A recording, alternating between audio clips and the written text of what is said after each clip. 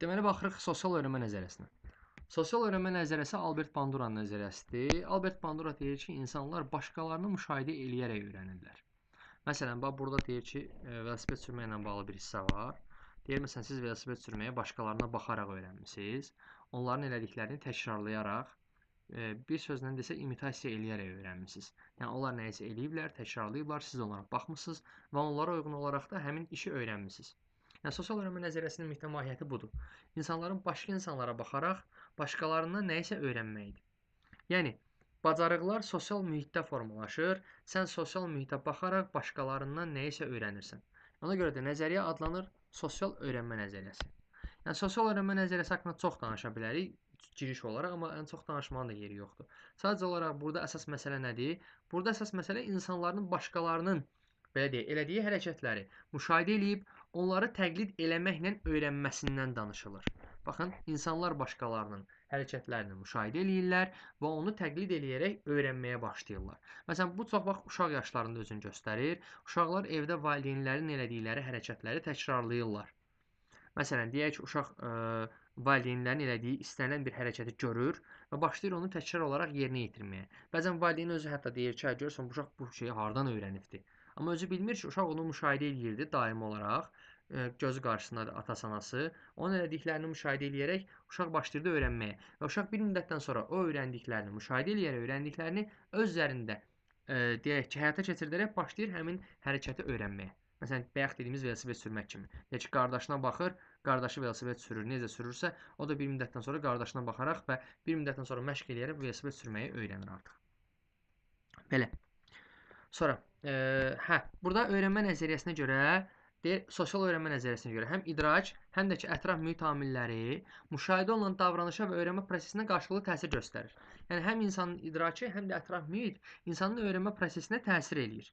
Yəni, öyrənmə yalnız sosial faktorlarla əlaqəli deyil, həm də intellektual faktorlarla əlaqəlidir. Yəni, tək yalnız öyrənmə intellektual faktordan ibarətdir, intellektual və deyək, amildən ibarət deyil, nə də tək sosial faktordan ibarət deyil, hər ikisinin qarışığından ibarətdir. Yəni, sosial mühit və intellektual amil hər ikisi insanın öyrənməsinə şərait yaradır. Biz müşahidə əsaslı öyrənmədən danışırıq burada. Müşahidə əsaslı öyrənmə nədir? Müşahidə əsaslı öyrənmə başqalarının hərəkətlərini müşahidə edib, kopyalayaraq təqlid eləməyimizdir. Yəni, onların elədiklərini imitasiya eləməkdir bir sözlə. Onlar hər hansı bir hərəkət edib, biz onlara baxırıq, həmin hərəkəti təkrarlayırıq, yəni təqlid edirik. Bu da müşahidə əsaslı öyrənmə sayılır. Müşahidə əsaslı öyrənmə, belə deyək də, sosial öyrənmə nəzəriyyəsinin belə bir komponenti sayılır ümumilikdə. Yəni, eyni şeydir sadəcə olaraq belə məntiqlə baxas olsanız da. Deməli, belə. Bu ümumi olaraq yanaşmalardır. Nəysə. Yəni, bunun haqqında ümumi çox danışmaq istəmirəm. Gəldik, burada müəyyən bir neçə hissə var. Onlara danışmağa, məsələn, burada Bobodol oyuncağı var. Deməli, nə deyir? Deyir ki, Bandura deyir, 2 dənə qrup yaradır. Uşaqlar olan 2 qruppa var və onların hərəsini başqa-başqa otaqlara salır. Bir otaqda olan, hər otaqda bir dənə böyük şəxs daxil edir. Birinci otaqdakı şəxs İçəri gələn kimi Bobodol oyuncağını başlayır sözlə təhqir eləməyə, vurmağa, döyməyə. Bir müddətdən sonra uşaqlar da onun hərəkətlərini təkrarlayaraq həmin oyuncağa başlayıb həmin hərəkətləri eləyirlər. İkinci otaqdakı şəxs isə heç Bobodol oyuncağına fikir vermir, sadəcə digər oyuncaqlar, otaqda olan digər oyuncaqlarla başlayıb normal formada oynamağa. Və uşaqlar bir müddətdən sonra başlayırlar həmin şəxsin hərəkətini təkrarlamağa. Yəni, Bandura bununla göstərir ki, müşahidə əsaslı öyrənmədə uşaq nəyi müşahidə eləyirsə, onu da başlayır təqlid eləməyə, təkrarlamağa və bununla da müşahidə əsaslı öyrənmə baş verir.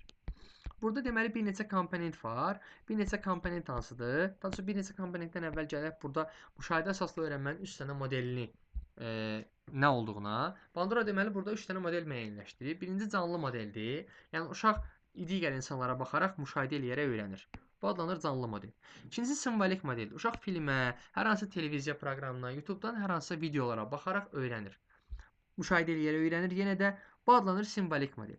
Bir də var uşaq sözlü təlimatlarla bir növ manipulyasiya mərhələsi var idi. Biz manipulyasiya deyirdik, insan təlimat verir, müəllim şagirdlərə təlimat verir və şagirdlər təlimatları yerinə yetirir.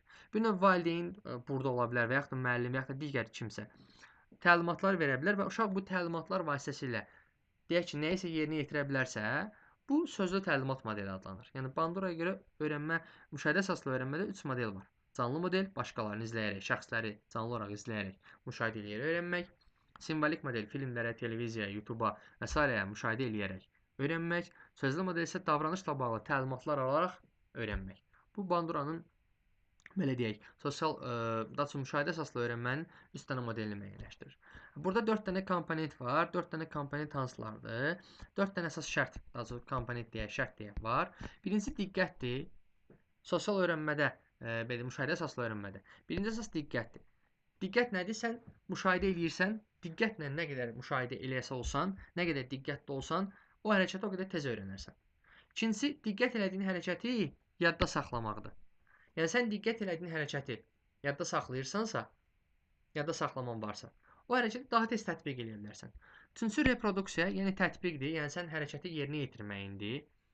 Öyrəndiyini təkrar etməyindir. Dördüncüsü isə motivasiyadır. Yəni sən deyək ki, həmin hərəkətin yaxşı nəticələr əldə etdiyini görürsənsə, ona görə də həmin hərəkəti daha çox təkrarlamağa çalışırsan, sən də onun kimi eləməyə çalışırsan. Yox, həmin hərəkətin nəticəsi pisdirsə, sən o hərəkəti eləməməyə çalışırsan. Məsələn, deyək ki, necədir? Məsələn deyirəm.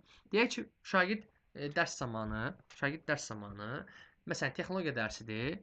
Texnologiya dərsində müəllim hər hansısa, deyək, məftildən hər hansısa bir avadanlıq düzəldir. Deyək ki, əşya düzəldir, müxtəlif əşya düzəldir. Bu zaman uşaq diqqətlə müəllimə baxırsa, yəni müşahidə əsaslı öyrənməyə görə diqqətlə müəllimə baxırsa, bu daha yaxşı öyrənə bilər. İkincisi, diqqətlə baxdıqlarını yadda saxlayır. Yəni yadda saxlaması əgər güclüdürsə, həmin deyək ki, öyrəndiyi, müəllimin elədiklərini, elədiyi hərəkətləri yadda saxlayırsa, yaxşı yadda saxlayırsa, deməli bu yaxşı tətbiq də eləyə bilər.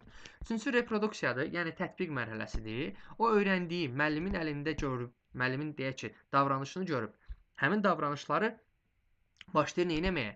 Tətbiq eləməyə. Yəni qavrayıb yadda saxladıqdan sonra başlayır həmin hərəkətləri yerinə yetirməyə. Motivasiya mərhələsində isə görür ki, müəllim onun elədiyini məsələn qiymətləndirir, buna hər hansı bir tərif verir, hər hansı yaxşı iş gördüyünə görə mükafat verir və bu uşaqda motivasiya yaradır ki, gələcəkdə məsələn bunun kimi davranışları yenidən sərgiləsin. Deyək ki, sinifdə hər hansı bir uşaq pis hərəkət eləyəndə müəllim onu cəzalandırmadan istifadə edərək, məsələn, Skinnerin nəzəriyyəsi vardı, operant şərtlənmə.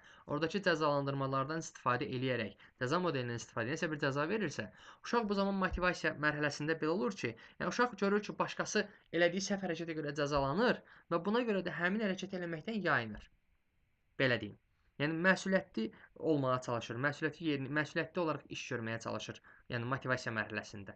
Necə? Yəni deyək ki, yaxşı hərəkətə görə, yaxşı hərəkəti gördükdə o da həmin hərəkəti təkrarlamağa çalışır. Görür ki, bir pis hərəkət olub və bu zaman özün məsuliyyətli davranmağa çalışaraq həmin pis hərəkətdən yayınmağa çalışır. Bu da belə. Bu da motivasiya belə deyək komponenti. Oldu 4 dənə komponent. Sosial öyrənmə nəzəriyyəsi və yaxud da müşahidə əsaslı öyrənmə nəzəriyyəsi oldu Banduranın. Bandura deyirdi ki, insanlar başqalarından gördüklərini müşahidə eləyərək, ondan sonra onu yadda saxlayaraq, sonra tətbiq eləyirlər və burada motivasiya komponenti də ondan ibarət idi ki, sən gördüyün hərəkətlər, başqalarında gördüyün hərəkətlər yaxşı nəticələrlə nəticələnirdisə, sənin daha çox motivasiyan olurdu ki, sən də o hərəkətləri eləyəsən. Belə. Bu da oldu Banduranın müşahidə əsaslı öyrənmə nəzəriyyəsi. Sadə bir şey